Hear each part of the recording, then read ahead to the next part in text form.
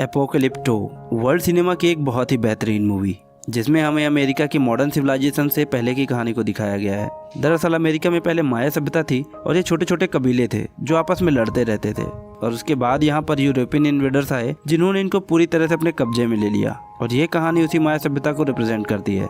तो मूवी शुरू होती है और हमें एक कबीले को दिखाया जाता है जो जंगल में शिकार कर रहा होता है, और दरअसल ये कबीले आज भी पुराने रीति रिवाजों और पुराने तौर तरीकों से चलते हैं। इन्होंने जंगल में हर जगह पर फंदे लगाए होते हैं जिसकी जानकारी सिर्फ इनके ही कबीले के लोगों को होती है कि इनका फंदा कहाँ कहाँ पर लगा है। तभी उस सुअर का जिसका ये शिकार कर रहे होते हैं उसका पैर उसी फंदे की रस्सी से टकरा जाता है, और जैसे ही उसका पैर रस्सी से टकराता है सामने से एक बहुत ही बड़ा लकड़ी का टुकड़ा आता है जिसमें नुकीली नुकीली लकड़ियां लगी होती हैं और सुअर के शरीर में धंस जाती है। अब सुअर की मौत हो जाती है जिससे ये सब बहुत खुश हो जाते हैं।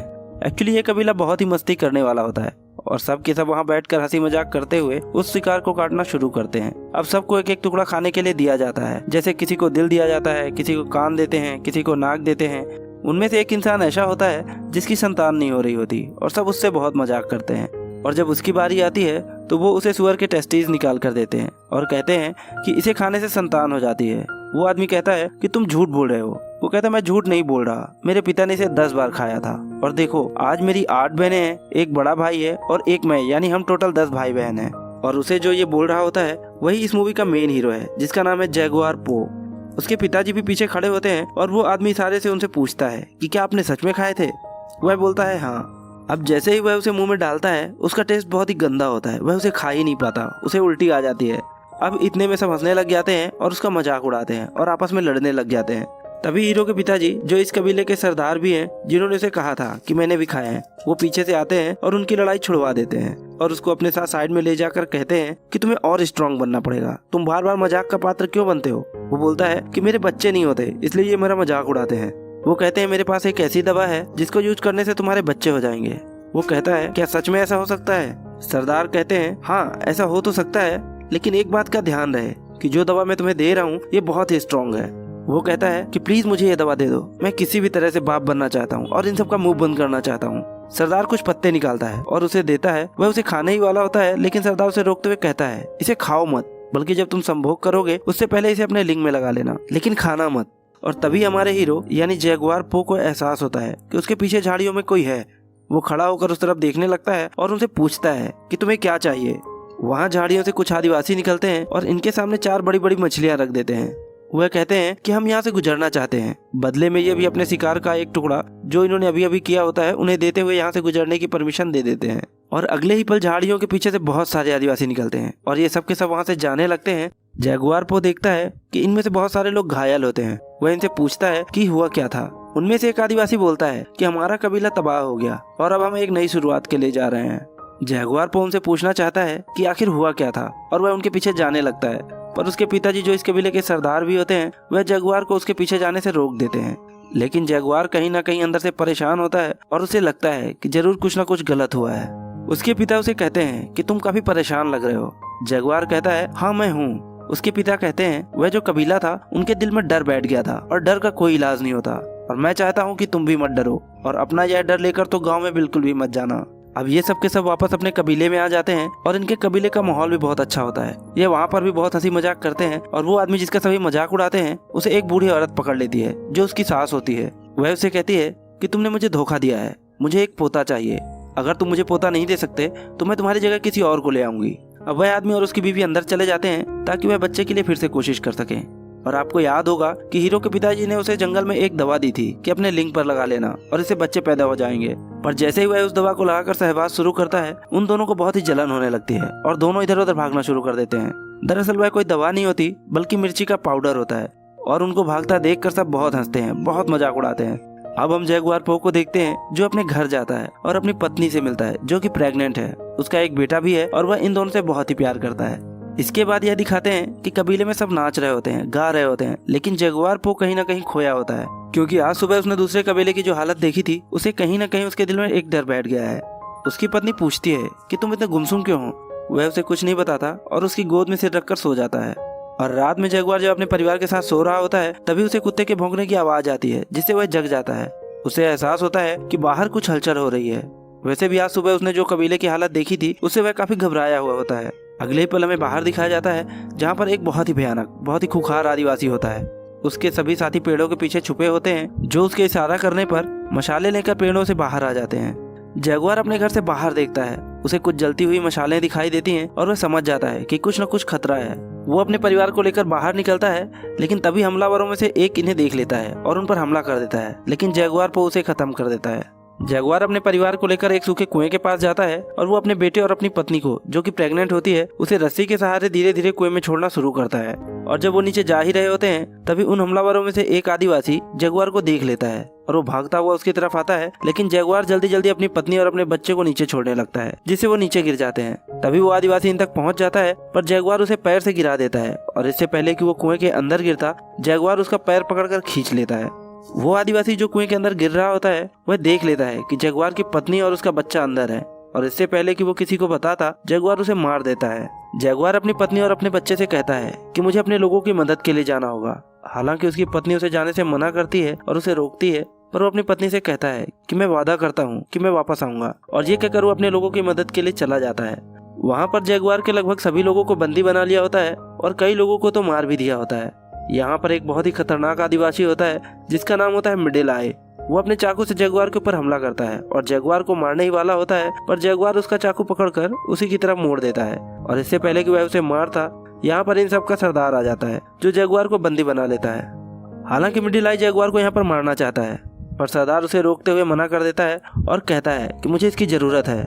जगुआर के पिता भी बंदी होते हैं और वह अपने पिता से कहता है कि मुझे माफ कर दो पिताजी। मिडिल आय ये बात सुन लेता है और उसे पता चल जाता है कि ये उसके पिता हैं, इसलिए वह जगुआर के सामने ही उसके पिता को मार देता है। इसके बाद वह जगुआर के ऊपर भी एक जोरदार वार करता है, जिससे वह बेहोश हो जाता है। और जब उसे होश आता है तो वह देखता है कि उसके सभी साथी यहाँ पर बंदी बने हुए हैं। जगुआर कुएं की तरफ देखता है, जहाँ पर उसकी प्रेग्नेंट पत्नी और उसका बेटा है। सरदार का बेटा उसे उस तरफ देखते हुए देख लेता है और वह कुएं के पास जाता है। वह देखता है कि कुएं के अंदर एक रस्सी लगी हुई है, इसलिए उसे शक होता है और वो कुएं के अंदर देखता है, लेकिन उसे कोई दिखाई नहीं देता, क्योंकि जगुआर की पत्नी और बेटा कुएं के अंदर ही एक पत्थर के नीचे छुप जाते हैं। वो ऊपर से एक बहुत बड़ा पत्थर भी फेंकता है, लेकिन उसे कोई हलचल नजर नहीं आती। इसके बाद जो रस्सी लगी होती है वह उसे काट देता है, यानी कि अब चाह कर भी जगुआर की पत्नी और बेटा ऊपर नहीं आ सकते थे। और अब इन्होंने जितने भी कबीले वालों को बंदी बनाया होता है, इन सबको अपने साथ लेकर एक लंबे सफर पर निकल पड़ते हैं। रास्ते में इन्हें वो कबीले वाले भी मिलते हैं जो सुबह इन्हें मिले थे, जिन्होंने इन्हें मछलियां दी थी, जो यहाँ से किसी दूसरी जगह पर अपना कबीला बसाने के लिए जा रहे थे। दरअसल इन खूंखार आदिवासियों ने उन्हें भी पकड़ लिया होता है और अब ये सब के सब एक लंबे सफर के लिए निकल पड़ते हैं, जहाँ पर इन्हें नदियों को पार करना पड़ता है, ऊंचे ऊंचे पहाड़ों के सकरे रास्तों से गुजरना पड़ता है, और फिर एक लंबे सफर के बाद ये खूंखार आदिवासी उस जगह पर पहुंच जाते हैं जहाँ से ये बिलोंग करते हैं। और जब ये अपनी सरहद के बाहर ही होते हैं, तब हमें बहुत सारी डेड बॉडीज पड़ी हुई दिखाई देती हैं, जिन्हें देखकर साफ साफ समझ में आ रहा था कि ये वो लोग हैं जिन्हें किसी तरह की कोई बीमारी हुई है जो छूने से फैलती है। यहाँ पर एक बच्ची भी होती है जो जिंदा होती है, और वह इन खूंखार आदिवासियों के साथ आना चाहती है, लेकिन ये लोग उसे नहीं आने देते। और वो इन खूंखार आदिवासियों को, जो इसी जगह से बिलोंग करते हैं, उन्हें कहती है कि बहुत जल्द पवित्र समय आने वाला है, जब दिन में अंधेरा हो जाएगा और एक आदमी तुम्हें यहाँ से बाहर ले जाएगा, और तुम्हारा और तुम्हारे इस पूरे साम्राज्य का हमेशा के लिए अंत हो जाएगा। अब ये सब के सब वहाँ से आगे चले जाते हैं, और तभी एक गांव आता है जहाँ पर बहुत सारे मजदूर होते हैं। उनकी हालत बहुत ही ज़्यादा खराब होती है, पर फिर भी उन्हें यहाँ पर काम करना पड़ता है, लेकिन इन्हें यहाँ पर नहीं छोड़ा जाता और आगे ले जाया जाता है। अब कबीले का सरदार, जो इन सबको यहाँ बंदी बनाकर लाया है, उसके पास एक आदमी आता है। वो पूछता है कि कितने आदमी हैं। वो कहता है कि मेरा बेटा बताएगा, लेकिन इस बार पैसे अच्छे चाहिए। यानी कि ये लोग इन्हें यहाँ पर पकड़कर इसलिए लाए हैं ताकि इन्हें बेच सकें। यहाँ पर इंसानों को बेचा जाता है और इनके साथ जो बंदी औरतें होती हैं उनकी बोली लगाई जाती है और उन्हें बेच दिया जाता है, और बचे हुए आदमियों को यहाँ से आगे ले जाया जाता है, जहाँ पर बहुत भीड़ होती है। यह एक तरह का मंदिर होता है जहाँ पर इंसानों की बलि दी जा रही होती है, और अब जगुआर को उसकी बलि देने के लिए यहाँ पर ले जाया जाता है। दरअसल ये लोग ईश्वर को खुश करने की बात कर रहे होते हैं, और इससे पहले कि वो जगुआर को मारते, सूर्य ग्रहण हो जाता है और चारों तरफ अंधेरा छा जाता है, जिससे यहाँ पर मौजूद सभी लोग घबरा जाते हैं और सब रुककर प्रार्थना करने लगते हैं। फिर थोड़ी देर बाद जब सूर्य ग्रहण छट जाता है तो इनकी बलि नहीं दी जाती, और इन सबको एक दूसरी जगह ले जाया जाता है, जहाँ पर एक लंबा सा ग्राउंड होता है, और उसके दूसरी तरफ होता है मक्के का खेत, जिनके पीछे होता है इनका जंगल। और अब इन सबसे बोला जाता है कि तुम भागो और अपने जंगल चले जाओ। यहाँ पर वो सरदार, जो इन सबको बंदी बनाकर लाया होता है, उसका एक बेटा भी होता है। उसका बेटा मक्के की झाड़ियों के पास चला जाता है ताकि कोई बच के न भाग सके, और अब इन्हें एक एक करके भगाया जाता है, और पीछे से ये लोग इनके ऊपर भाले और अलग अलग हथियार फेंकते हैं ताकि इन्हें मार सकें।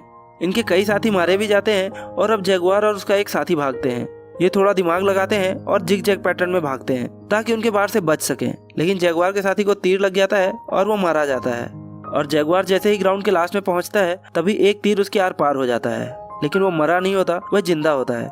यहाँ पर कबीले के सरदार का बेटा जो इन झाड़ियों के पास खड़ा था वह जगुआर को मारने के लिए उसके पास आता है, और इससे पहले कि वह उसे मारता वहीं पर एक जख्मी आदमी होता है जो उसे गिरा देता है, लेकिन कबीले के सरदार का बेटा उसे मार देता है और इसके बाद वह चाकू निकाल कर जगुआर को मारने के लिए आता है। पर इससे पहले कि वह उसे मारता, जगुआर को जो तीर लगा हुआ था उसने उसकी नोक तोड़ ली थी और उसकी मदद से उसके गले को चीर देता है, जिससे सरदार के बेटे की मौत हो जाती है और जगुआर यहाँ से झाड़ियों में भाग जाता है। दरअसल ये खूंखार आदिवासी जगुआर और उसके कबीले वालों को सिर्फ अपनी प्रैक्टिस के लिए मार रहे होते हैं। अब जगुआर यहाँ से भाग जाता है और वो घायल भी होता है और भागते भागते एक गिरे हुए पेड़ के ऊपर जो कि ऊपर की तरफ जा रहा होता है उस पर चढ़ जाता है और छुप जाता है। दूसरी तरफ कबीले के सरदार का बेटा मर चुका होता है, जिससे वह पूरी तरह से बौखला जाता है और अब वह किसी भी तरह से जगुआर को खत्म करना चाहता है, इसलिए वो अपने साथियों के साथ जगुआर का पीछा करना शुरू कर देता है। ये सब के सब उस पेड़ के नीचे से गुजरते हैं जिसके ऊपर जगुआर होता है, लेकिन ये उसे देख नहीं पाते। और कुछ दूर जाने के बाद कबीले का सरदार अपने एक आदमी के कंधे पर खून देखता है जो कि उसका नहीं होता। वह समझ जाता है कि यह जगुआर का ही खून होगा जो कि किसी पेड़ के ऊपर है, इसलिए अब सबके सब वापस जगुआर को ढूंढने के लिए आते हैं। वहीं जिस पेड़ पर जगुआर होता है वो देखता है कि वहाँ पर एक जगुआर यानी जानवर का बच्चा होता है, और तभी उसकी माँ भी वहाँ पर आ जाती है और जगुआर पर हमला कर देती है। जगुआर को अब भागना शुरू करता है और जिस तरफ वो कबीले वाले गए होते हैं उन्हीं की तरफ वह भागने लगता है। जगुआर अपनी पूरी तेजी से भाग रहा होता है और उसके पीछे खूंखार जानवर होता है, लेकिन इससे पहले कि वो जानवर जगुआर पो को पकड़ता, उसके और उस जानवर के बीच में एक कबीले वाला आदमी जो कि जगुआर को मारना चाहता है वो आ जाता है और वो जानवर उसे मार देता है। जगुआर यहाँ से तो बचकर निकल जाता है, लेकिन कबीले वाले अब भी लगातार उसका पीछा कर रहे होते हैं और एक मोमेंट ऐसा आता है जहाँ पर रास्ता खत्म हो जाता है। दरअसल ये बहुत ही ऊंचा झरना होता है और यहाँ से कूदने का मतलब शायद मौत है, लेकिन उसके पीछे भी मौत है, इसलिए जगुआर वहाँ से कूद जाता है। उसकी किस्मत अच्छी होती है कि वो बच जाता है और किनारे पर पहुँच जाता है, और जब वो ऊपर देखता है तो वहाँ पर कबीले का सरदार और उसके बहुत सारे आदमी उसे देख रहे होते हैं। जगुआर अब इन लोगों को ललकारता है क्योंकि वह अपने जंगल में आ चुका था जहाँ पर वो शिकार किया करता था। वह कहता है कि मेरे दादा ने यहाँ पर शिकार किया था, मेरे पिता ने यहाँ पर शिकार किया था, मैंने भी यहाँ पर शिकार किया और मेरे बच्चे भी यहाँ पर शिकार करेंगे, अगर हिम्मत है तो आ जाओ। ऊपर कबीले के सरदार के साथ एक आदमी होता है, वो कहता है कि हमें इसके पीछे नहीं जाना चाहिए, हमें वापस चले जाना चाहिए। दरअसल उसे उस बच्चे की भविष्यवाणी याद आती है जिसने उसे कहा था कि तुम सबका अंत होगा, एक आदमी आएगा जो तुम्हें तुम्हारे जंगल से बाहर ले जाएगा और इसके बाद तुम कभी वापस नहीं आओगे। सरदार उसे चाकू मार देता है, यानी कि वह अपने आदमी को ही मार देता है, और इसके बाद ये खूंखार आदिवासी एक एक करके वहाँ से कूदते हैं। इसकी वजह से इनके एक आदमी की मौत भी हो जाती है, पर बाकी बचकर किनारे पर आ जाते हैं और जगुआर के पीछे जाते हैं। जगुआर वो आगे भाग रहा होता है और तभी अचानक एक दलदल में गिर जाता है। वह किसी तरह से अपने आप को उस दलदल से निकालता है और उसके पूरे शरीर पर कीचड़ लग चुका होता है। तभी उसका दिमाग घूमता है और वह भागते हुए एक जगह पर रुक जाता है और वह अपने आप से कहता है, मैं हूँ जगुआर पो और ये जंगल मेरा है और मुझे यहाँ से कोई नहीं भगा सकता, मैं किसी से नहीं डरता। और इसके बाद वह उन आदिवासियों से डर के भागता नहीं है, बल्कि उन आदिवासियों को जो इसके पीछे आ रहे होते हैं अलग अलग तरीके इस्तेमाल कर कर एक एक करके सबको मारना शुरू करता है।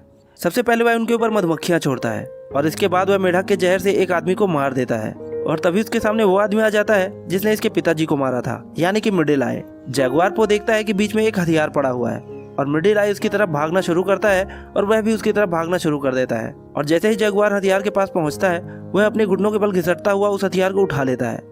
मिडिल आई उस पर वार करता है लेकिन वह चूक जाता है, लेकिन जगुआर पो अपने वार से नहीं चूकता और वह उसे मार देता है। अब हम देखते हैं कि यहाँ पर बारिश होना शुरू हो जाती है और जगुआर पो की बीवी और बच्चा कुएं के अंदर होते हैं जहाँ पर लगातार पानी भर रहा होता है। उसकी पत्नी को अब यहाँ पर लेबर पेन भी शुरू हो जाता है, यानी कि किसी भी वक्त उसकी डिलीवरी हो सकती है, और जगुआर पो भागता हुआ कुएं तक पहुँच जाता है। उसके बीवी बच्चे उससे बोलते हैं कि हमें बाहर निकालो क्योंकि वह डूब रहे होते हैं, पर अब भी बचे हुए 3 आदिवासी उसके पीछे आ रहे होते हैं। उन तीनों में से 2 आदिवासी कुएं पर रुक जाते हैं क्योंकि वह देखना चाहते हैं कि कुएं के अंदर कौन है। वह उसके बीवी और बच्चों को देख लेते हैं, और कबीले का सरदार जो कि सबसे ज्यादा खूंखार है वह जगुआर के पीछे भाग रहा होता है, और जगुआर भागते भागते अचानक एक जगह रुक जाता है। जगुआर ने उसके बेटे को मारा था, इसलिए वह उसे दूर से ही तीर मारता है जो कि उसके दिल के थोड़ा सा ऊपर लगता है। जगुआर अब जख्मी हो जाता है, लेकिन फिर भी वह खड़ा होकर कबीले के सरदार को चैलेंज करता है। कबीले का सरदार अपना तीर कमान नीचे फेंक देता है और चाकू निकालता है और जगुआर की तरफ भागना शुरू कर देता है, और तभी उसका पैर किसी चीज से टकराता है। दरअसल ये वही फंदा होता है जो जगुआर और उसके कबीले वाले जानवरों को मारने के लिए लगाते थे। जिस तरह से इस कहानी की शुरुआत में भी उन्होंने एक सुअर को मारा था, और जैसे ही उसका पैर उस फंदे से टकराता है सामने से एक बहुत बड़ी लकड़ी आती है जिसमें बहुत नुकीली नुकीली लकड़ियां लगी होती हैं। वह उसकी छाती से टकराती हैं और उसके शरीर के आर पार हो जाती हैं, और कबीले के सरदार की यहीं पर मौत हो जाती है। अब जगुआर को यहाँ से भी भागना पड़ता है क्योंकि बचे हुए 2 आदमी इसी की तरफ आ रहे होते हैं। वहीं कुएं के अंदर दिखाया जाता है जहां लगातार पानी भर रहा होता है। जगुआर की पत्नी अपने बच्चे को बचाने की पूरी कोशिश कर रही होती है और इसी सर्कमस्टांसेस में वह एक और बच्चे को जन्म देती है। अब सीन शिफ्ट होता है और जगुआर पो को दिखाया जाता है जो भागते भागते समंदर किनारे पर पहुंचता है और यह काफी थक चुका होता है, इसलिए यह रुक जाता है और हैरानी से समंदर की तरफ देखने लगता है। अब वो 2 आदिवासी जो जगुआर को मारना चाहते थे वो भी यहाँ पर पहुंच जाते हैं, पर वह उसे नहीं मारते। वो भी समंदर की तरफ देखने लगते हैं। अब समंदर में हमें बड़े बड़े जहाज दिखाए जाते हैं जो यहाँ पर लंगर डाल रहे होते हैं और छोटी छोटी कश्तियों में कुछ लोग इनके टापू की तरफ आ रहे होते हैं। अब जगुआर को मौका मिल जाता है और वह भागते हुए कुएं के पास पहुंचता है जहाँ पर उसकी पत्नी और बच्चे डूबने वाले होते हैं, लेकिन वह अपने परिवार को बचा लेता है।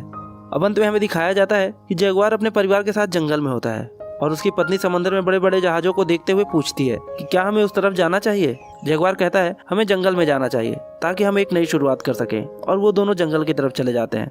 दरअसल इन बड़े बड़े जहाजों में जो लोग आए होते हैं वो यूरोपियंस होते हैं जो यहाँ पर इस टापू पर अपना कब्जा जमाने के लिए आए हैं, और इनके पास इतने आधुनिक हथियार होते हैं कि ये आदिवासी कबीले वाले जिन्हें माया सभ्यता कहा जाता है वो इनका मुकाबला नहीं कर सकते। और इसी के साथ ये मूवी खत्म हो जाती है।